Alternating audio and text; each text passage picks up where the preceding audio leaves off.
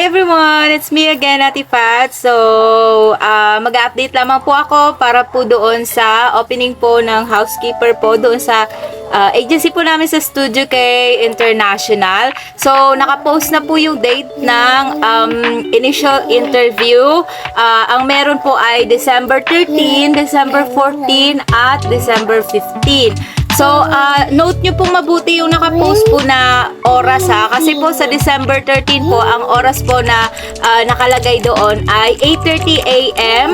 at saka 1:30 p.m. po. So, dalawa po yung schedule po. Meron pong pang-umaga. Yung 8:30 po na yon sa pang-umaga, yun po yung cut-off ng pang-umaga. So, pag pumunta po kayo ng 8:32 or 8:35 po or 8:31 po, mag-aantay po kayo hanggang hapon na po kasi ang interview na po nun pang hapon. So, ang cut-off. So, pag dumating po kayo, kasi ako dati noon, nung nag-apply po ako, dumating po ako ng 9.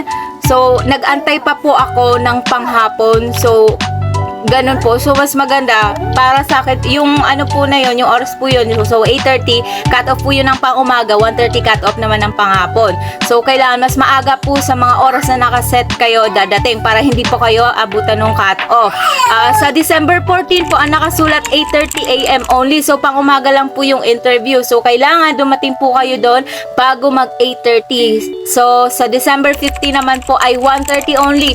So, bago mag 1:30, kailangan nakarating lang na po kayo doon. So, panghapon lang po yung schedule ng December 15. Nakita ko po may mga nakaschedule po ng December 16. So, kung may question po kayo, mas maganda po, tawagan nyo po yung telephone number po ng agency kasi sila lamang po yung, para i-confirm nyo po yung schedule nyo po. Yung number po nila is 02-8895-7835. Yun po yung tatawagan nyo para po i-confirm po yung mga schedule, yung mga nakaschedule po ng December 16. So, yun lamang po. At saka yung address po pala ng agency namin kasi ang dami po nagtatanong.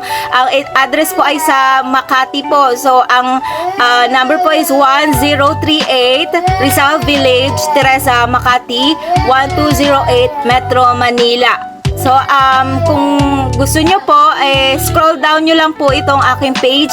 Meron na po akong na-post na video kung paano po pumunta doon para sa mga mag-MRT po or kung nasa Guadalupe na po kayo, meron na po akong pinost doon na guide para po hindi po kayo maligaw sa pagpunta po doon sa agency. Nga pala yung gate po doon hindi na po yellow ngayon, napinturahan na po ng bago. So yung gate po doon ngayon ay kulay green na po, pininturahan na po ng green. So yun lamang po ang update ko po para sa agency.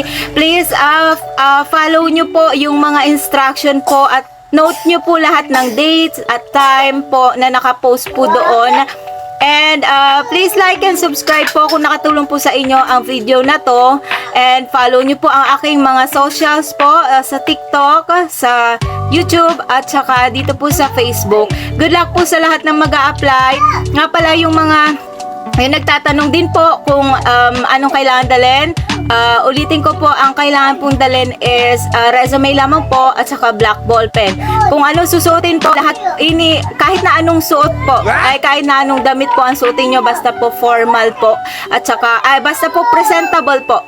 Kahit nakapantalon po kayo, okay lang po. Kahit anong kulay ng damit, okay lang po. Basta presentable, wag lang po kayo magsando at wag rin po kayo mag-makeup ng sobra-sobra kasi hindi naman po beauty pageant po yung a-applyan nyo. So, yun lamang po. Maging simple lang po kayo. Tips po para sa mga nakaschedule na. Simple lang po. Yung Gcash kayo nyo, kailangan po kahit maiksi lang po. Basta simple at saka maging natural lang po kayo. Tapos, laging magsasmile. Yun lamang po. Thank you po sa mga followers ko sa patuloy na nanonood ng mga videos ko at saka sa mga subscriber ko po. Good luck din po sa mga mag-a-apply. Yun lamang po. Bye!